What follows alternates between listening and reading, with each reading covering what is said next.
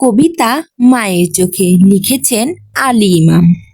সিমের মাচার পেছনে ফেলে লেবু ঝোপের কাছে জারুল গাছের ছায়ার নিচে মা দাঁড়িয়ে আছে।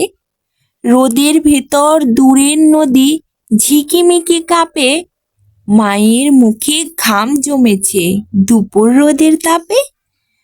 তবু মায়ের চোখের ঘনায় উদাস করা মায়া, ফিরবে খোকন শহর থেকে, নামবে যখন ছায়া। হাতের মুঠোয় নেই যে এখন বিন্নি ধানের খই, গুলি বেঁধা ছেলের মগজ রাখবো বড় কই। আইরে খোকন ঘরে, মায়ের ডাকে কাকের ঝাড়ে হুটোপুটি পড়ে।